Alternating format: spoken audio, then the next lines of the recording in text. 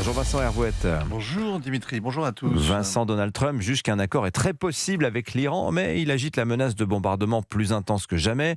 En face, Mohamed Bagher Ghaliba, je vais jamais y arriver, se plaint que Washington exige une reddition, mais il se garde bien de claquer la porte. Vous nous dites que, en fait, les Américains cherchent en Iran ce qu'ils ont obtenu au Venezuela. Oui, alors 4 mois après la capture de Nicolás Maduro et de sa femme, début janvier, le Venezuela a fait hier un pas vers la restauration de la justice. 4 mois pour un tout petit pas. Le Parlement a voté la réforme du tribunal suprême judiciaire, c'est l'équivalent du Conseil constitutionnel. Il avait validé les yeux fermés la réélection de Maduro malgré les fraudes massives. Il a validé pareillement la nomination de Dulce Rodríguez malgré le coup de force américain. La réforme est minuscule.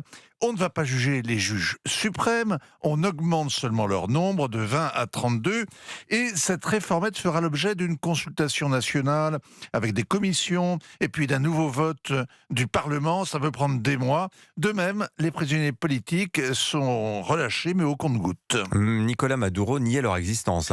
Dulce Rodríguez, on a pourtant retrouvé 740 à relâcher. Elle prétend qu'elle en a libéré 10 fois plus, mais ça c'est l'emphase bolivarienne habituelle.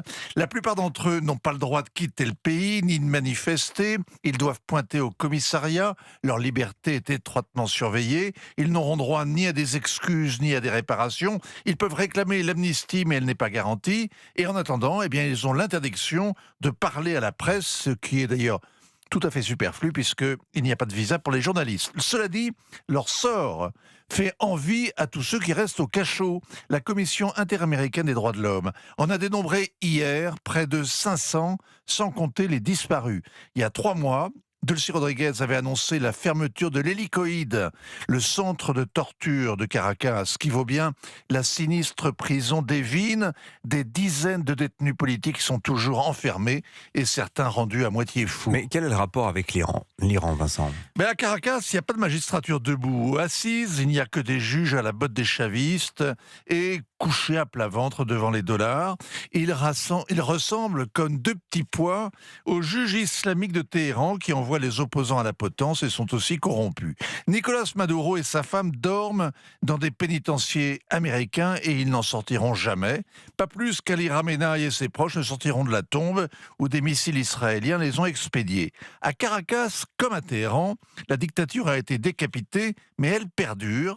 Maria Corina Machado reste en exil, comme Reza Shah Pahlavi, car les Américains ne veulent pas d'un changement de régime, avec les risques de guerre civile et d'immigration massive. Ils préfèrent le système en place, c'est-à-dire l'appareil répressif, mais avec des interlocuteurs raisonnables, c'est-à-dire apeurés, pour mieux gérer la suite, notamment le pétrole. L'objectif n'est pas la démocratie, c'est un nouveau code minier.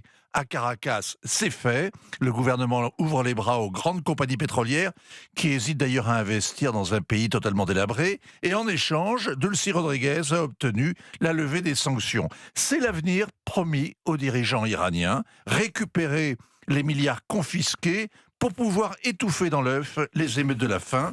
Arrêter de défier la toute-puissance trumpienne à Hormuz et sur le nucléaire, en échange d'un sauf-conduit. Tout doit changer un peu pour que rien ne change vraiment pour les chavistes et pour les passedarans. Signature Europe 1, ainsi va le monde. Vincent Hervouette. Merci Vincent. 8h moins le quart.